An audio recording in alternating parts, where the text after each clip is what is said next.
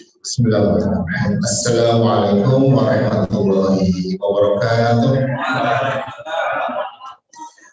Alhamdulillahirabbil alamin alladzi anzala as-sakinata fi qulubil mu'minin liyazdadu imanan ma'a imanihim.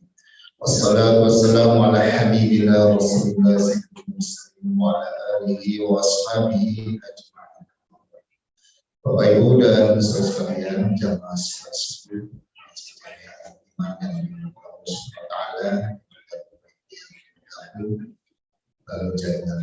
Alhamdulillah, mari kita panjatkan Allah Subhanahu wa taala atas limpahan nikmat dan karunia-Nya, hidayah dan hidayahnya di pagi hari ini kita bisa menikmati majelis ilmu kita. Mudah-mudahan Allah Subhanahu wa taala terus memberikan ilmu-ilmu yang bermanfaat bagi kita semuanya. Amin. Mari kita mengawali kajian kita dengan sama-sama baca basmalah. Bismillahirrahmanirrahim. Kajiannya masih tafsir karena kemarin tidak satu ayatnya. Jadi tambah lagi satu ayat ini. Mari belum ini ayat 5. أعوذ بالله من الشيطان الرجيم.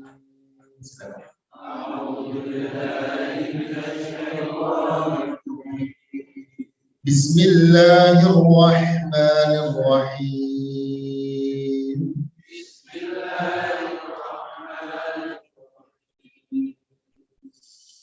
ادعوهم لآبائهم هو أقسط عند الله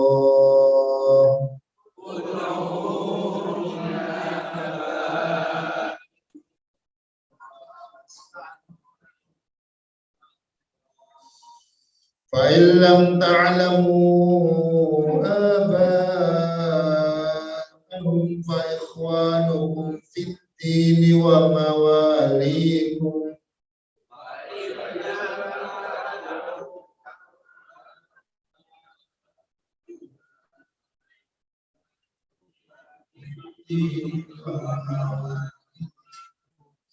وليس عليكم جناح فيما أخطأتم به ولكن ما تعمدت قلوبكم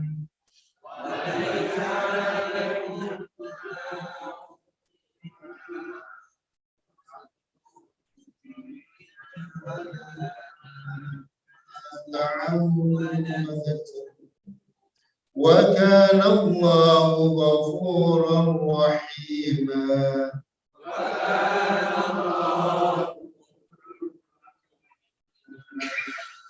النبي أولى بالمؤمنين من أنفسهم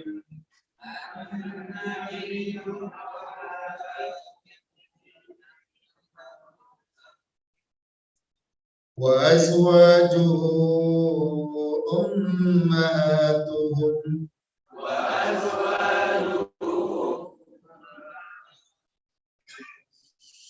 وأولو الأرحام بعضهم أولى ببعض في كتاب الله من المؤمنين والمهاجرين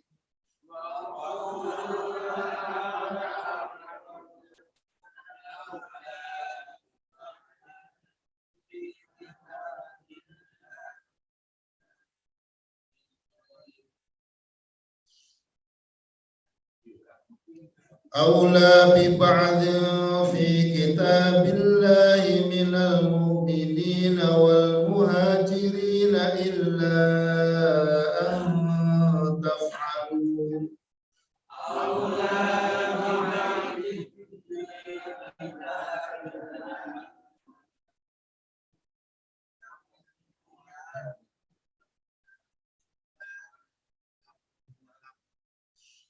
إلا أن تفعلوا إلى أوليائكم معروفا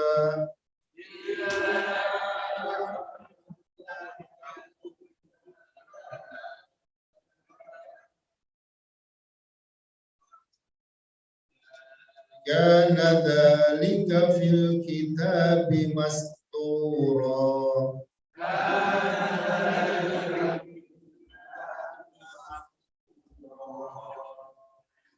So,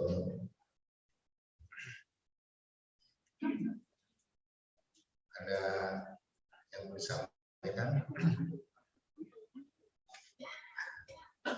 Bismillahirrahmanirrahim.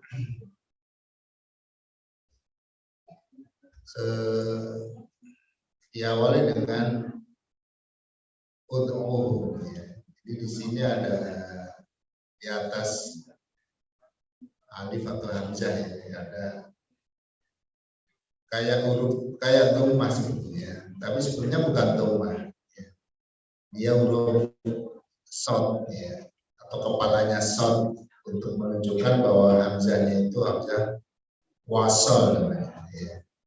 Hamzah wasal itu kalau di awal dibaca, tapi kalau di tengah tidak dibaca.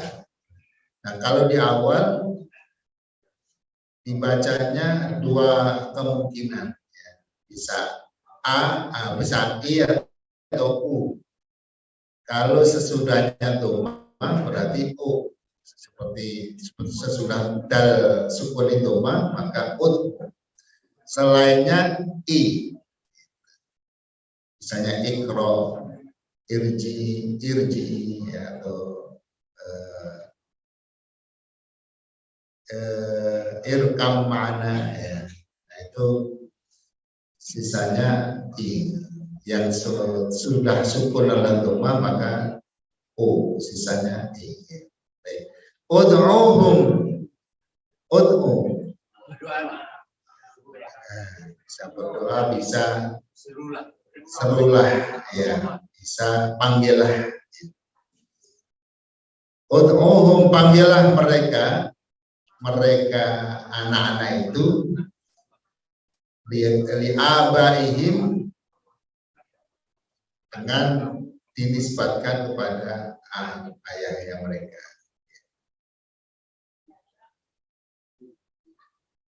Jadi Abdul Aziz, Abdul Wahid, Abdul Aziz, Abdul Rauf.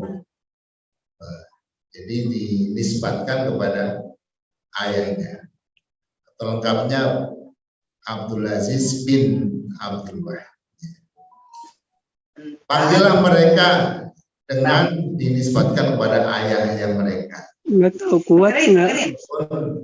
Bisa ke pasar. Jadi anak angkat dari seseorang tetap nisbatnya kepada ayah kandungnya. Nah, bisa. Yang mau belok. Ya, aksatu lebih adil, ya, lebih adil. Lebih adil itu lebih tepat, gitu ya. Adil itu pasrah, gitu ya. Indallahi, di sisi Allah.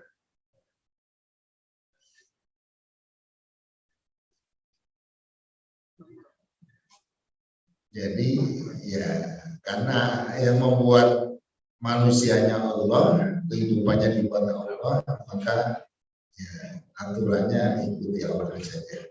Wa illam ta'lamu, maka jika kalian tidak mengetahui abahum, ayahnya mereka, mungkin dia nemu di jalan, di sampah kadang-kadang, atau di panti asuhan, atau di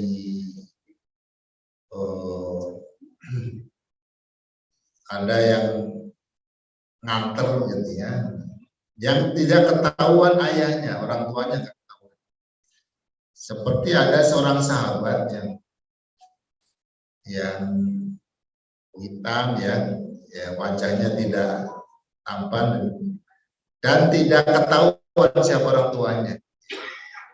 Tapi nanti ketika saatnya menikah, ditanya oleh Rasul, kamu nggak nikah? Ya Rasul, siapa ya yang mau sama saya gitu ya? Karena dia pertama wajah tidak tampan dan tidak punya pekerjaan dan tidak jelas orang tuanya. Tapi oleh Nabi, ya udah kamu datang ke fulan itu.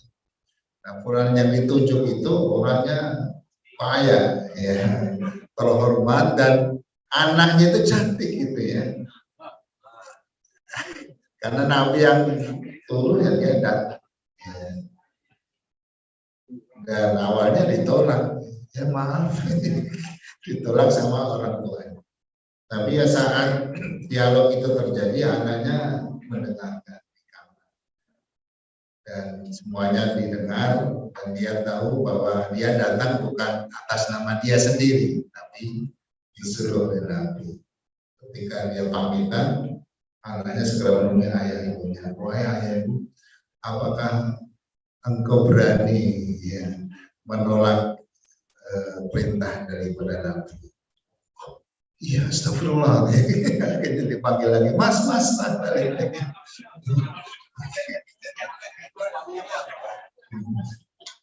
Namanya Jurebek. Akhirnya menikah. Ya. Dan malam itu kebetulan ada seruan jihad dan kemudian dia tinggalkan istrinya yang cantik itu dan dia lebih memenuhi panggilan Allah Subhanahu wa taala. Syahid. Baik. Fa illam ta'lamu abahum fa ikhwanukum, maka panggilan mereka sebagai panggillah mereka sebagai saudara-saudara kalian. Saudara fiddini seagama atau saudara fillah ya, atau fiddin ya, saudara seagama. Jadi bukan ayah dan bapak, tapi saudara. Wa mawalikum, dan maula-maula kalian. Maula agak susah diterjemahkannya juga tidak ada ya, prakteknya. Jadi maula itu bekas budak yang dimerdekakan. Panggilannya maula, kayak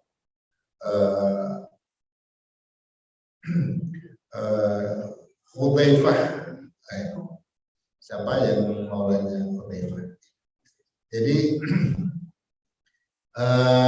orang yang dimerdekakan, kemudian orang itu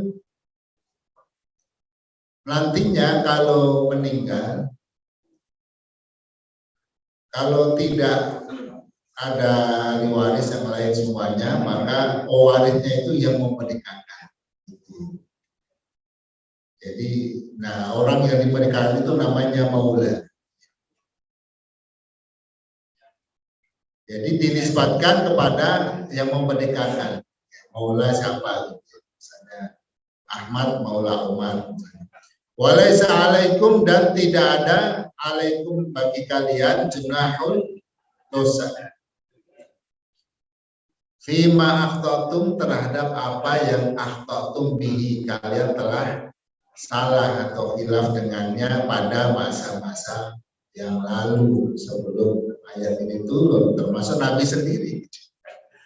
Akhta dan akhta ayatnya beliau sendiri mempraktekkan ya untuk kemudian menyebut Zaid itu bin Muhammad, padahal bukan anaknya beliau, anaknya Harisah ya. Zaid bin Harisah. Tapi karena ketika itu ayahnya sendiri datang dan anaknya nggak mau ikut ayahnya, lebih senang ikut Nabi. Dan Nabi justru memastikan atau menegaskan bahwa Zaid itu adalah anaknya, akan mewarisi ya, dan diwarisi. Justru kata-kata itu yang membuat orang tuanya lega dan senang. Maka Zaid dipanggil dengan Zaid bin Muhammad. Itulah kesalahannya. Ya. Tapi itu tidak apa-apa karena memang ya belum ada halangannya. Ya.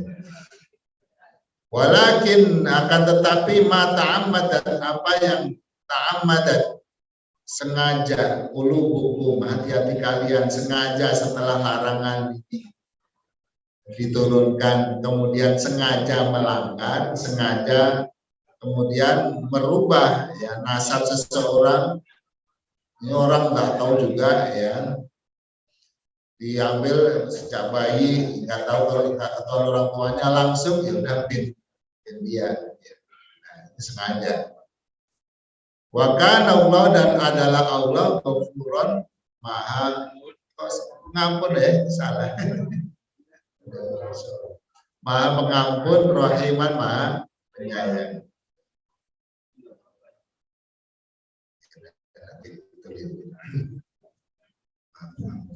Maha pengampun bagi orang-orang yang terlanjur melakukan, dan tentu setelah ada larangannya dia harus tinggalkan untuk kesalahan-kesalahannya.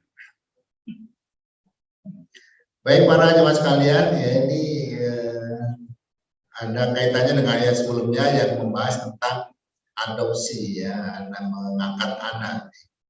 Jadi kemarin kesimpulannya bahwa merawat anak itu boleh, anak siapapun ya, anak orang lain, anak saudara, atau anak nemu ya, atau memang sengaja ngambil anak di panti atau di rumah sakit, boleh. Yang nggak boleh adalah menisbatkan, menasabkan pada dirinya. Jadi merawatnya boleh, itu bagus, itu termasuk amal sosial yang luar biasa. Bisa jadi termasuk wakafilul yatim, merawat atau mengasuh anak yatim, termasuk amal yang sangat mulia. Ya, yang dicegah, yang dilarang adalah menasabkan anak itu pada yang mengasuhnya, kecuali kepada ayah kandungnya.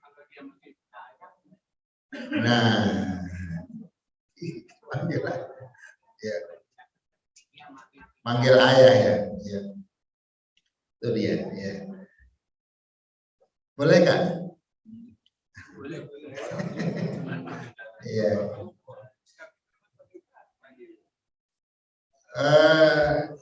Hukum itu kan mengalir sesuai dengan apa yang berlaku ya. Jadi apakah panggilan ayah itu kemudian mengkonotasikan bahwa dia anaknya atau tidak selalu begitu? Misalnya kan ada orang yang bukan anaknya tapi manggil ayah juga, ada enggak? Ada. Jadi nanti jawabannya itu tergantung pada apa ada enggak ya, bahwa panggilan ayah itu apakah sudah pasti menunjukkan bahwa dia itu anaknya ya. Kalau itu yang terjadi, itu yang sebaiknya dihindari ya, karena ada namanya satu menit dari jadi ketika perbuatan itu mengarah pada suatu yang pada inti larangannya ya, maka perbuatan itu ya tidak boleh ya. Tapi kalau kemudian panggilan ayah itu tidak selalu mengkonotasikan bahwa dia anaknya, ya, maka sah-sah saja orang bukan anak angkatnya juga manggil ayah, misalnya, ya, misalnya ayah Anda,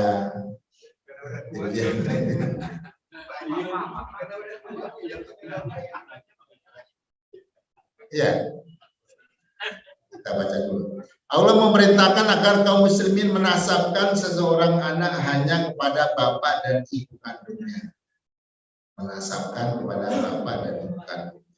Karena anak itu berasal dari tulang sulbi bapaknya, kemudian dikandung dan dilahirkan oleh ibunya. Menasabkan anak kepada orang tuanya adalah hukum Allah yang wajib ditaati oleh orang-orang yang beriman. Sebaliknya menasabkan anak kepada orang lain yang bukan orang tuanya hukumnya haram. Ya. Bahkan dilaknat, bersengaja melakukannya maka terlaknat. Ya.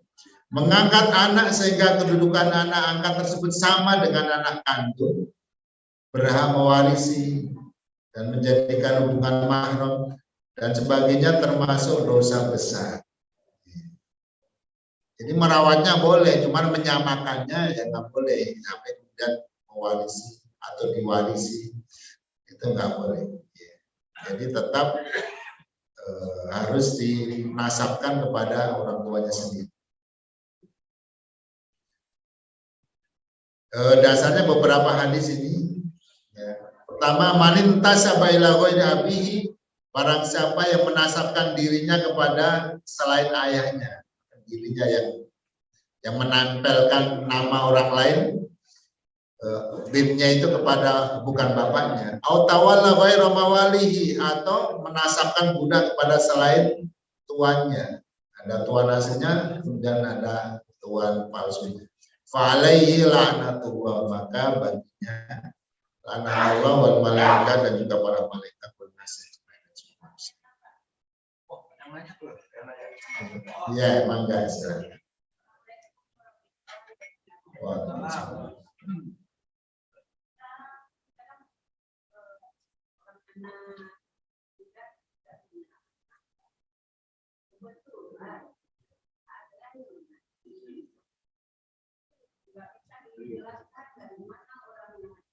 Iya.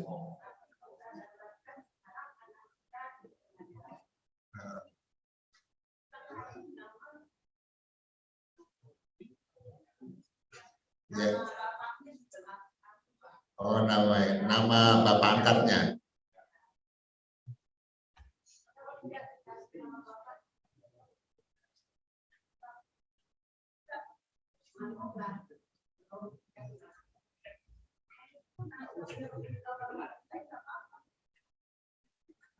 Oh ya. Ya, jadi ada anak ya yang tidak ketahuan, yang dijadikan anak angkat. Kalau menamakan nama siapapun boleh ya. Kalau kemudian menambahkan nama ayah angkatnya, ini yang kemudian dipertanyakan tujuannya. Ya. Misalnya ada Ahmad Abdul Aziz, gitu. Namanya Ahmad, gitu ya. Kemudian, nah itu kalau kemudian itu justru untuk mengesankan bahwa itu anaknya sendiri, itu justru harus dihindari. Ya. Jadi memang maksud atau keinginan ayat ini harus diwujudkan ya, bahwa anak itu memang bukan anaknya ya, tapi anak angkatnya. Tapi kadang kita memang mencari cara-cara bagaimana orang terkesan bahwa itu anak kita, ini yang tidak boleh ya. Dan yang tidak boleh lagi adalah yang menjalankan semua hak-hak dia sebagai anak kandung, padahal dia bukan anak kandung. Ya. Contoh ya, dalam aurat, ya, dalam menutup aurat, kalau dia laki-laki, maka ketika dia sudah mulai balik, dia mulai harus ada batas dengan ibunya, karena itu bukan ibunya itu. Sehingga ketika ibunya di rumah dan ada anak angkatnya, ibunya harus menutup auratnya. Ya. Begitu juga lebih parah lagi kalau dia hanya perempuan, ya, maka harus berhijab dari ayahnya, karena ayahnya lebih galak. Lebih galak. Jadi kaliannya ini anaknya itu lebih harus menjaga auratnya, kemudian menutup walaupun menutup auratnya walaupun di rumah. Ya, itu di antara. Ya. Nah, anak kan namanya masih kecil tidak tahu, tapi nanti ketika sudah dewasa dia harus tahu, ya, dikasih tahu, ya.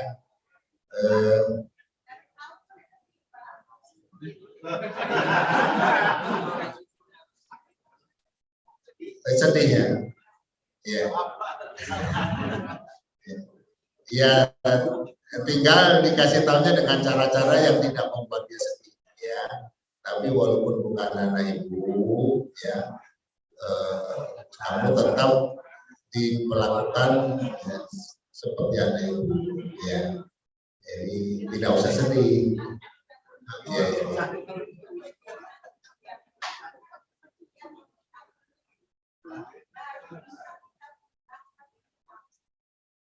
Oh, ya. ketika mau nikah, ya. Nah justru itu lebih di bagian yang krusial ketika mau nikah dan dia perempuan. Ya. Maka di situ mau nggak mau kita harus kasih tahu, ya, karena orang tua akadnya tidak berhak menjadi wali. Ya. Walinya wali hakim. Ya. Jadi kalau kemudian ya nggak apa-apa ini.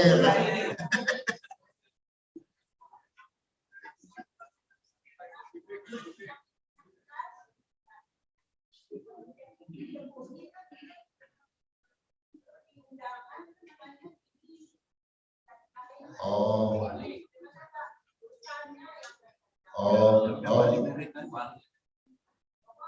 Jadi nggak usah bohong gitu. Jadi ketika mau menikah, ya sebelumnya disampaikan kepada hakimnya atau itu naibnya, ya, bahwa ini adalah anak angkat saya pasrahkan pernikahannya kepada Pak Hakim, ya, Pak Hakim atau Pak anak, ya. Sehingga tidak harus disebut, ya. Kalau memang dia malu, ini adalah anak angkatnya ibu ini dan bapak, tidak usah, ya. Jadi ini anak kemudian langsung aja dinikahkan, ya. Dan biasanya juga tidak perlu diumumkan ini, ya. Jadi langsung dinikahkan oleh wali. Oh bisa, nggak apa-apa, dirame-rame bisa, ya.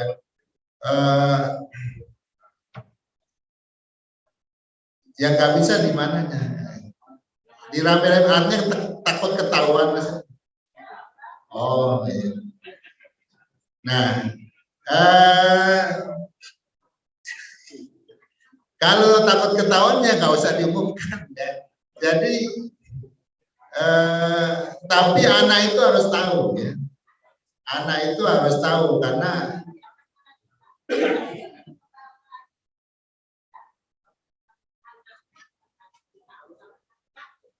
yang nikahin juga harus tahu. Ya, harus tahu dan tidak harus dikasih tahu orang lain, kan. Sebetulnya dikasih tahu orang lain juga apa-apa, ya. Jadi memang ada rasa sedih, ya, tapi itu kenyataan yang harus diterima karena memang ada dalam kehidupan ini memang ada namanya ujian. Ya, di antara ujian orang hidup itu orang yang lahir dan tidak tahu orang tuanya, sama dengan orang yang ditinggal orang tua meninggalkan, sedih juga, tapi itulah kenyataan dari ujian kehidupan yang Allah berikan. Ya. Nah, sehingga ya orang sedih biasa, nanti lama-lama semua sedihnya. Ya. Yang penting orang tua angkatnya itu tetap bisa memperlakukan anaknya itu dengan baik, ya, dan setelah pemberitahuan itu tidak berubah, ya, dan juga tidak usah berubah anaknya itu bersikap pada orang tuanya. Kamu tetap ya anak ibu, ya, maksudnya anak angkat gitu, ya, dan tetap tinggal di sini, tetap ya seperti biasa, tidak usah sedih. Ya, ini mungkin mengagetkan, ya. Ini sebuah informasi atau pemahaman yang Allah berikan, ya, terkait dengan nasab, ya. Ya. Nasab. Jadi kadang ada ini, ya, yang bentroknya itu dengan keinginan kita, dianggap anak itu anak kita. Itu memang antara kepatuhan kita pada Allah dengan keinginan hawa nafsu kita sendiri, sehingga di situ ada benturan, ya.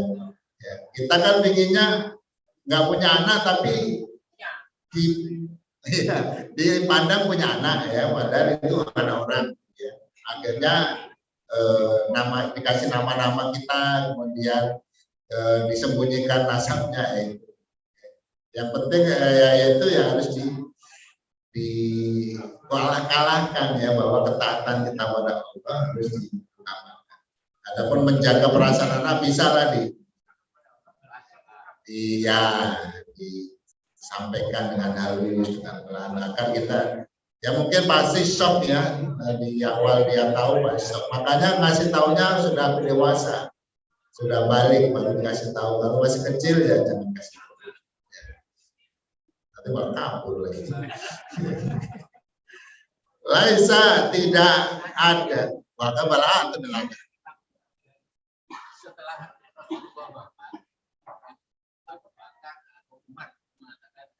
mulai saat ini kamu tidak usah pakai hijab kalau ketemu umat. Jadi kepada istri-istri Nabi, kamu sekarang tidak perlu pakai hijab kalau dengan orang lain, karena kamu ada ada kata-kata gitu. Ada di Bukhari. Sekitar 200-nya. Oh, justru nanti ini akan kita bahas setelah itu ya. Tapi saya baru dengar itu. Justru artinya ummul mukminin itu memang tidak boleh dinikahi orang lain ya selain Nabi, baik itu dicerai atau dinikah meninggal, memang tidak boleh dinikahi. Tapi masalah hijab ya, tetap gitu ya. Tapi nanti kita ini setelah ini ya kita selesaikan yang anaknya, ya, nanti kita bahas tentang ibu, ibu orang-orang beriman. Tidak ada seorang pun dari tidak ada seorang laki-laki yang menasabkan kepada selain bapaknya bahwa ya'lamu, padahal dia tahu itu bukan bapaknya, tapi dia menasabkan pada orang itu illa kafir, ya, maka dia kafir atau ingkar, menolak dari ketentuan Allah. Ya. Man idda'a ila ghairi abi wa huwa ya'lam annahu ghairu abi, barang siapa yang mengklaim ya bernasab pada selain ayahnya padahal dia tahu bahwa itu adalah bukan ayahnya, fal jannatu 'alaiha, haram baginya masuk surga. Ini Bukhari Muslim.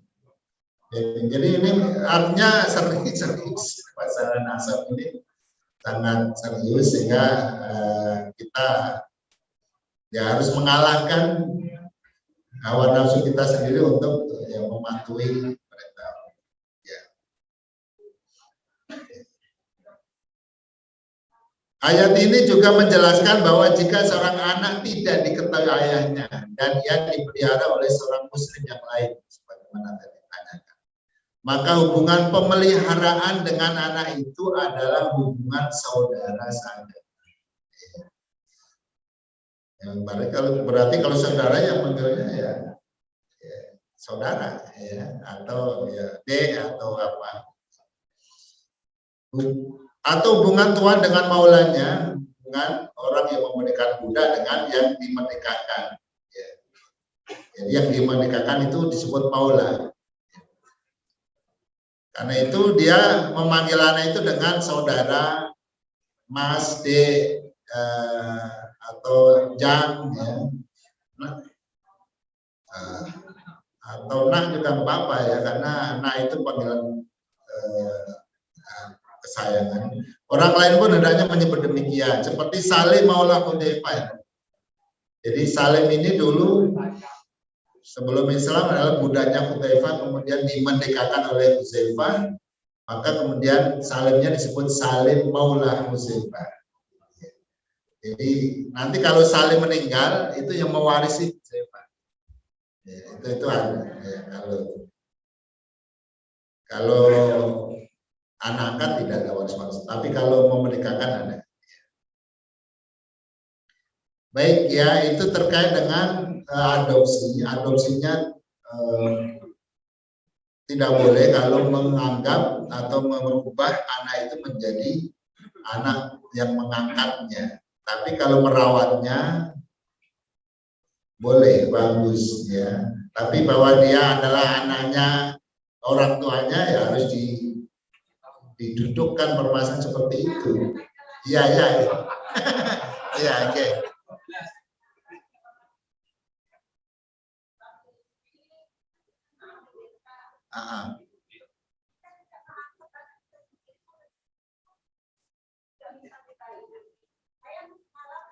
Iya.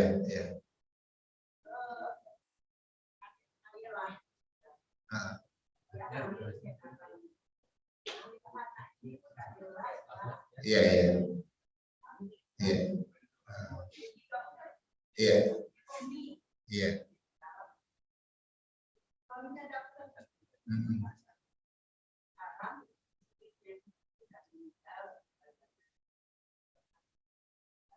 Iya, iya.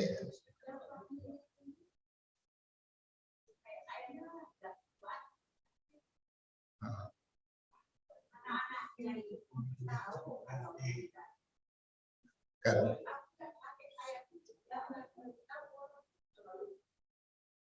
Oh, iya, iya, iya.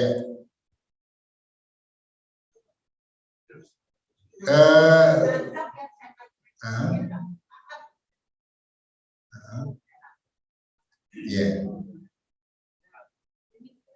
Hmm.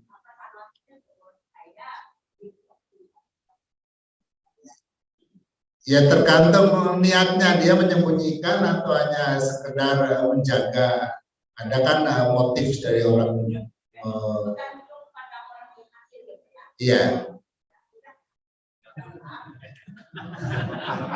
Ya. Jadi mungkin ini ya, jadi orang mungkin merasa tidak hebat kalau disebut orang tua angkat ya. Padahal itu bagus, lebih bagus orang angkat, orang panah jadi dirawat dengan baik. Ya. Jadi itu istilah yang perlu disampaikan ya, dan kemudian menjadi sesuatu yang dipandang sangat mulia, bahwa orang punya anak angkat itu sangat mulia ketika anak angkatnya itu sampai kemudian sukses dan menjadi orang yang hebat gitu ya. Padahal orang tuanya itu orang tua angkat, itu sebuah kemuliaan yang luar biasa. Tapi mungkin itu tidak dirasa sebagai kemuliaan ketika ada embel-embel angkat. Oh, anaknya si ibu tapi anak angkat. Padahal itu ya bagus gitu ya. Ya, tapi mungkin orang tua angkatnya tidak merasa hebat kalau ditambah anak angkat. Maksudnya pinginnya itu anakku. Nah itu. Ya, nanti ada statementnya ya di terakhir ya. Jadi kita bahas karena ada hubungannya dengan ini berikutnya, menyematkan nama suami di belakang nama istri. Ya, ayah kan? Oh, antum ada? Mang istrimu dinisbatkan antum? Ya. Ya.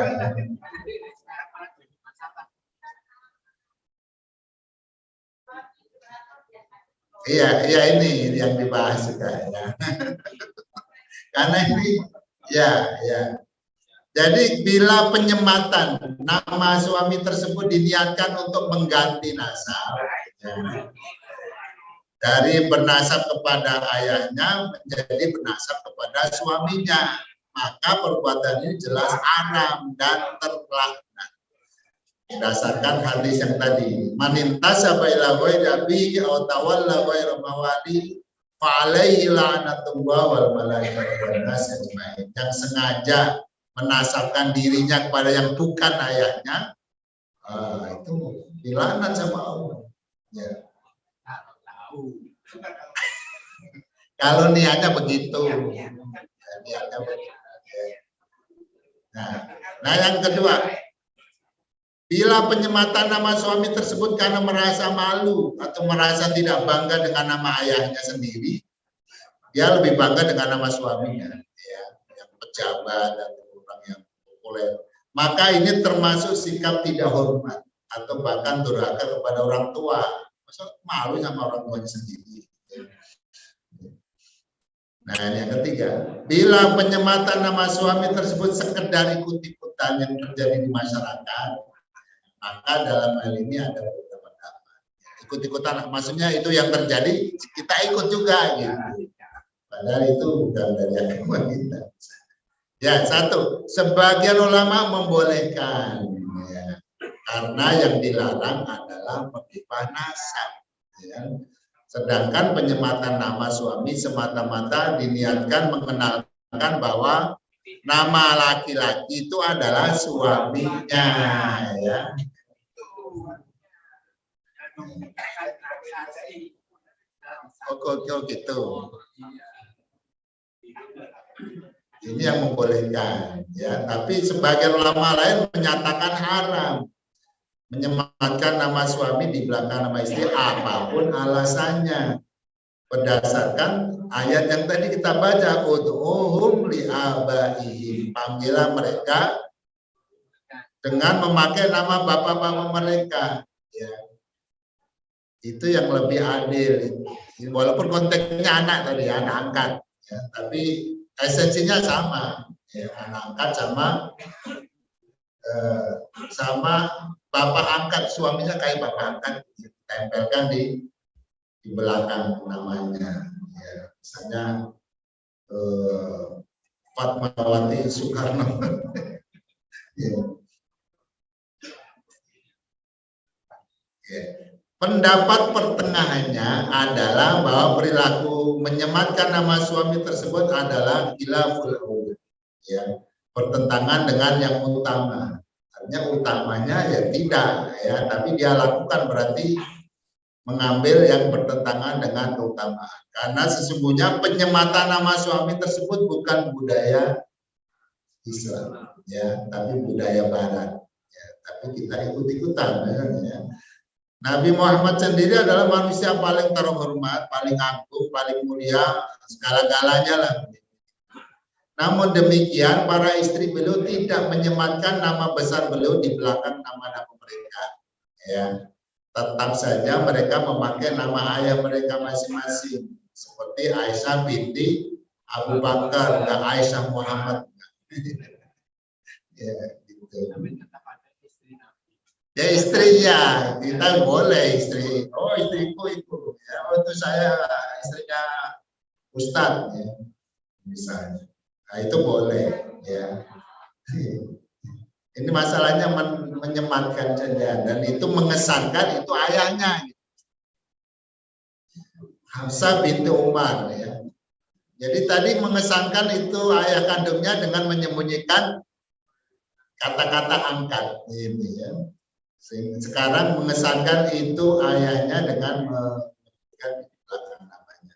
Apa yang dicontohkan dan dilakukan oleh Nabi dan istri-istrinya tentu yang lebih baik, lebih utama. Kalau kita mengambil yang lain namanya khilaful aula,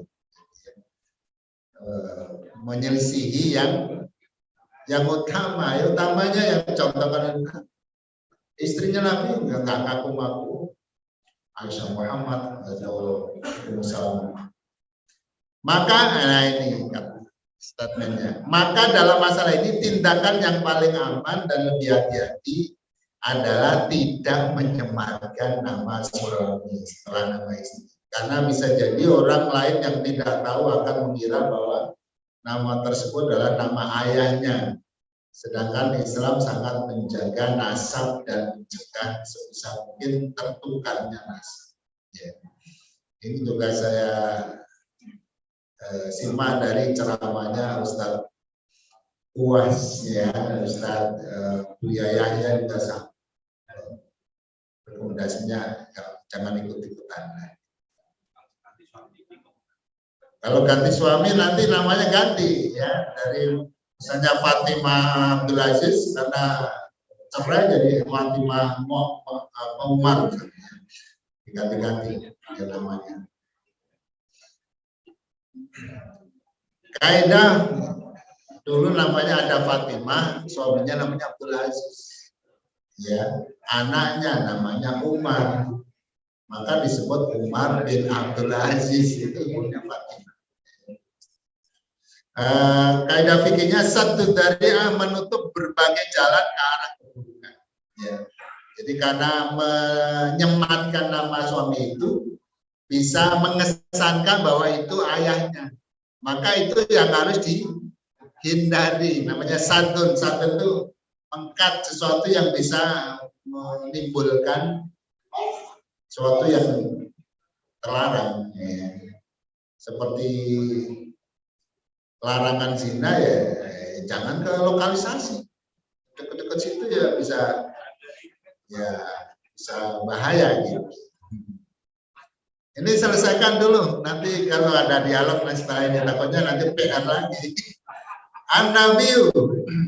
Nabi itu aula bil mukminin, lebih utama bil mukminin bagi orang-orang mukmin. Min anfusim, dari diri mereka, lebih aula, lebih utama, lebih prioritas untuk dimuliakan, untuk dipentingkan daripada orang lain, termasuk dirinya sendiri. Ya. Wa azwaju, dan istri-istrinya ummahatuhum, ibu-ibu mereka nanti. Ya. Ya. Jadi istri-istrinya adalah ibu-ibu mereka, ummul mukminin. Walul arhami, dan orang-orang yang mempunyai hubungan darah, ba'dhum, sebagian mereka aula bibadin, lebih berhak ya terhadap sebagian yang lain fi kitabillah, di dalam kitab Allah, dalam ketentuan Allah, minal mukminin, daripada orang-orang yang beriman yang lain yang tidak punya hubungan darah, wal muhajirin, dan juga para muhajirin dengan ansor yang dulu saling mewarisi awalnya. Ya, maka kemudian ayat ini mengkoreksi dan membatalkan seluruh ketentuan yang pernah berlaku. Muhajirin ansor itu awalnya saling mewarisi. Kemudian ayat ini turun, kemudian dimansuk. Illa antab alu, kecuali bahwa kalian melakukan atau berbuat ila auliyaikum, kepada wali-wali atau kerabat-kerabat kalian, ma'rufah, kebaikan, berbuat baik, tidak berhak tapi dikasih. Ya. Karena ada kerabat ketika seseorang meninggal, ada yang dapat dan tidak. Kadang dapat semuanya, tidak cukup itu. Jadi kalau misalnya seorang meninggal, punya anak, terus punya saudara, punya ponakan, punya cucu, banyak ya, itu yang dapat siapa? Yang dapat hanya anaknya saja, ya. Tapi kan ada saudara, adik, kakak yang miskin. Nah, maka itu kecuali kalian bisa melakukan memberikan kebaikan kepada kerabat-kerabat yang tidak dapat warisan. Bentuknya bisa hibah kalau masih hidup, kalau udah mau meninggal wasiat. Karena adalah dalika, yang demikian itu fil kitab, di dalam kitab Allah, masturon, tertulis atau ditetapkan dalam kitab Allah, dalam diwahyukan khusus. Jadi intinya tiga hal. Pertama, kedudukan Rasul. Setelah pada ayat sebelumnya Allah membatalkan hukum anak angkat yang latar belakangnya terkait dengan Nabi sendiri, yaitu Zaid, ya, yang sempat dipanggil Zaid bin Muhammad. Maka di ayat ini Allah menegaskan bahwa kedudukan Muhammad itu lebih utama bagi orang-orang mukmin daripada seluruh manusia yang lainnya, bahkan dari diri-diri mereka sendiri. Yang demikian itu sebab beliau adalah orang yang sangat kasih sayang terhadap umatnya, bahkan lebih sayang beliau kepada kita daripada kita sendiri, kita sering tega pada diri kita sendiri, ya. Jadi melakukan hal-hal yang merusak diri kita sendiri. Padahal Nabi menyayangi kita, ya jangan. Kalau minum jangan sambil bernafas, gitu ya. Kalau kita mau haus,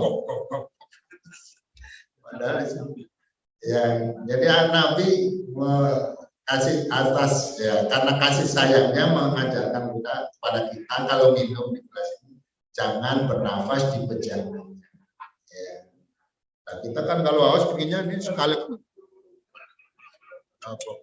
sambil nyemprot, ya. Nah, itu yang diajar Nabi kan sebetulnya untuk kebaikan kita, tapi kita tidak lebih sayang kepada diri kita. Ya. Kita dilarang minum sambil berdiri, kita tidak berdiri, jalan juga, ya. Ya. Ternyata secara medis minum sambil berdiri berdampak negatif pada orang yang meminumnya sambil berdiri. Ya. Kita dilarang makan sambil pakai tangan kiri, ya. Itu ada bahayanya. Jadi lebih sayang kepada umatnya, selalu menginginkan kebaikan dan banyak berkorban untuk kebaikan mereka, bahkan sampai ketika beliau mau wafat mengingat umatnya. Sungguh beliau adalah orang yang paling banyak jasa kepada mereka, berkat jasa beliau mereka selamat. Allah menggambarkan kemuliaan akhlak beliau dalam beberapa ayat Al-Quran, diantaranya laqad ja'akum rasulun min anfusikum azizun alaihi ma anittum harisun alaikum bil mu'minina raufur rahim. Berat terasa olehnya penderitaan kalian. Penderitaan umatnya itu dirasakan oleh beliau. Sangat menginginkan keimanan keselamatan bagi kalian. Amat kasih sayang terhadap orang-orang yang beriman. Karena itu sudah sepatutnya orang-orang yang beriman mencikapi beliau dengan sikap yang pantas, hormat. Sudah sepatutnya orang-orang yang beriman mencintai Nabi lebih dari mencintai semua manusia, termasuk diri mereka sendiri. Ajakan beliau harus lebih dituruti daripada ajakan-ajakan yang lain, termasuk ajakan hawa nafsunya sendiri. Ya. Nabi mengatakan, "Ma min mu'minin illa wa ana aulan nasi bi fid dunya wal akhirah." Ya. Tidaklah ada seorang mukmin yang mengaku beriman kecuali aku harus lebih diutamakan dari seluruh manusia di dunia maupun di akhirat. Iqra'u in syi'tum. Silakan baca an-nabiyyu aula bil mu'minina min anfusihim. Cara mengutamakan Rasulullah.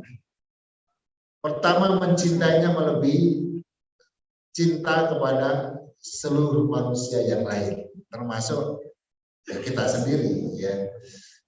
La yu'minu ahadukum hatta akuna habba ilaihi min walidihi wa waladihi wan nasi ajma'in. Tidak dianggap beriman seseorang di antara kalian sehingga aku Nabi lebih dia cintai daripada orang tuanya, anaknya, orang-orang yang paling dicintai itu harus dikalahkan daripada cinta kita pada dan seluruh manusia.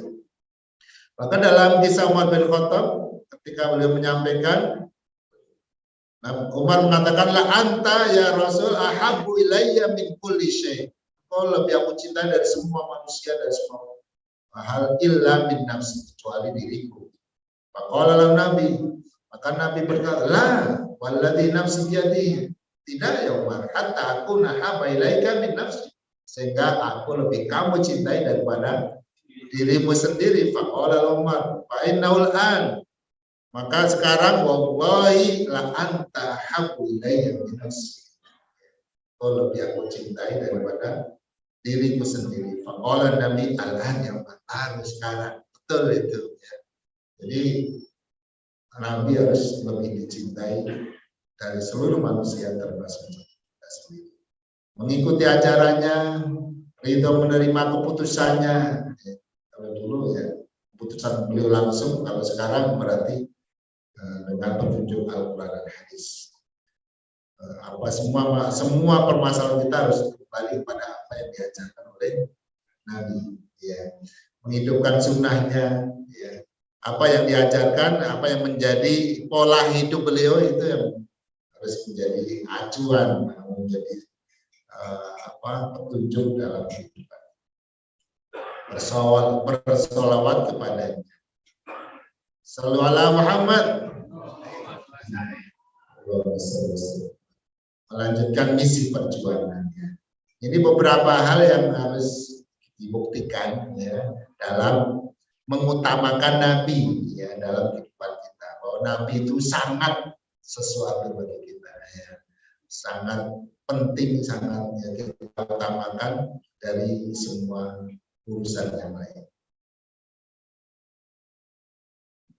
Kedudukan istri-istri Nabi ya, istri-istrinya adalah Ummul Mukminin, ibunda kaum mukminin. Maksud ibunda kaum mukminin adalah sebagaimana dijelaskan oleh Imam Ibnu Katsir. Satu, mereka berhak mendapatkan pemuliaan, penghormatan dan pengakuan seperti ibu kandung kita sendiri.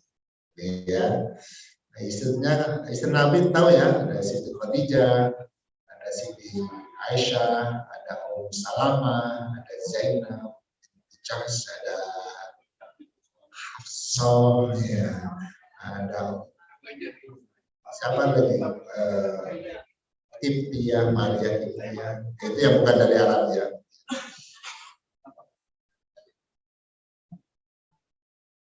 Maria Kiptia itu ya, bule ya, bule yang dari mereka berhak mendapat pemulihan. Kemudian mereka haram dinikahi setelah dicerai atau ditinggal wafat Nabi. Ya. Sebagaimana haramnya menikahi ibu kandung kita sendiri. Nah, tapi ini yang mungkin bertentangan dengan tadi yang hadis katanya, anak belum tahu ya. Tapi yang saya tahu ini tidak diperbolehkan berkhalwat dengan dengan istri Nabi. Ya. Tapi memang kita tidak boleh menikahi, ya. Jadi umatnya tidak mau menikahi wanita yang pernah dinikahi oleh Nabi. Entah itu kemudian diceraikan atau iya nggak boleh dinikahi oleh orang lain. Kemudian juga atau setelah beliau meninggal, ya, itu tidak boleh dinikahi oleh orang lain. Ya, jadi seperti ibu-ibu kita sendiri dalam mahram, dalam haramnya kita menikahi mereka. Ya. Intinya di situ. Artinya kasih sayangnya seperti ibu kita dan kita menghormatinya seperti ibu kita. Yang kedua tidak boleh dinikahi oleh kita. Ya. Nah, terakhir, nasab sebagai penyebab hubungan saling mewarisi. Allah menjadikan hubungan kekerabatan atau nasab sebagai faktor utama terjadinya hubungan saling mewarisi di antara orang-orang beriman.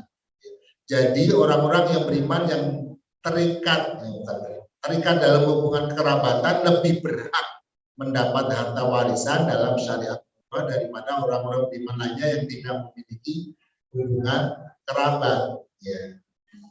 Yang paling dekat paling berhak, ya, karena nanti kalau ada semuanya berarti yang jauh-jauh itu tertutup, namanya mahjub, ya, mahjub itu terhalang oleh yang dekat, ya, itu mekanisme yang Allah buat, ya, karena harta tidak selalu banyak, hartanya sedikit tapi luarnya banyak, malah bagian.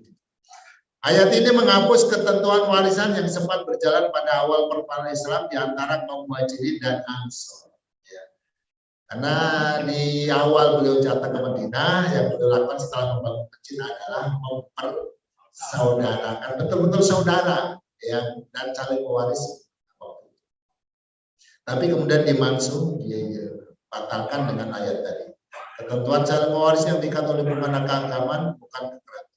Kemudian ila antaf'alu ila auliyaikum ma'ruf, kecuali kalian berbuat baik kepada saudara-saudara kalian. Maksudnya kecuali apabila kalian orang beriman melakukan kebaikan kepada kerabat kalian yang bukan ahli waris, ya, seperti memberi dalam bentuk hibah atau wasiat. Jadi ada beberapa kerabat yang memang terhalang, termasuk anak angkat. Gitu ya, yang punya anak angkat dan sangat menyayanginya, maka bisa berbuat baik pada mereka dengan cara memberikan hibah. Kalau kita masih hidup seger, kita kasih hibah, kita kasih bagian dari kekayaan kita. Ya udah, kamu tinggal di rumah ini, ya, ini bawa aja dan segala macam. Kalau kita mau meninggal dan pingin anak angkat itu mendapatkan sesuatu setelah kita meninggal, ya, karena kalau tidak dipesankan dia nggak dapat, dia nggak berhak. Maka kita bisa berwasiat untuk anak ini, walaupun itu ada maksimalnya, ya. Ada maksimalnya itu 1/3. Ya. Jadi jangan ini semuanya untuk anak ini, yang lain nggak boleh, ya, nggak boleh. Jadi wasiat itu ada batasnya, yaitu 1/3. Nah, sekarang kalau masih bertahan, masih kuat, ayo kita cek. Ya, ya, silakan. Ya.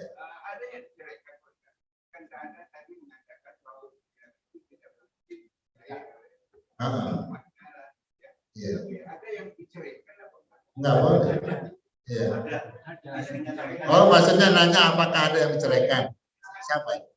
Hindun, tapi bukan Hindun Muhammadiyah. Iya. Oh, itu istrinya itu ceraikan. Ya, jadi mau diceraikan atau ditinggal menikah, ya, nah itu semuanya ummul mukminin, ya, sehingga tidak boleh dinikahi oleh yang lain. Nah, ayo yang mau nanya tadi, yang mau nanya siapa? Yang hadis tadi. Perlu dibawakan. Saya malah nggak tahu, ya, karena yang saya tahu setahu memang ada interaksi para sahabat dengan para istri-istri Nabi itu sangat dibatasi, ya, bahkan ngomongnya dari belakang tapi sehingga di situ tidak berlaku dalam masalah aurat, hanya berlaku dalam masalah mahram. Tapi dalam masalah aurat tidak boleh ikhtilat, tidak boleh khalwat dengan para istri Nabi. Yang jadi pertanyaan adalah Ibnu Umar atau Ibnu Abbas itu tidur di antara Aisyah dan Nabi. Padahal dia umurnya 10 tahun. Kalau 10 tahun sudah. Oh, 10 tahun kalau laki belum balik. Belum. Kalau perempuan udah. Ya. Perempuan tuh 9 tahun. Tapi kalau laki-laki, kalau tahun ya, kalau misalnya dia tidak mimpi basah itu 15. Ya. Kalau laki, kalau perempuan kan lebih cepat. Kalau perempuan haid, kalau tidak 9. Kalau laki-laki mimpi basah, kalau tidak 15. Kalau perempuannya. Jadi kalau sudah 15 nggak mimpi basah tetap ada balik. Kalau 10 yang kalau laki-laki memang ya culunnya lama ya. Jadi baliknya lebih Subhanakallahumma rabbana wa bihamdika asyhadu an la ilaha illa anta astaghfiruka wa atubu ilaik. Wassalamualaikum warahmatullahi wabarakatuh.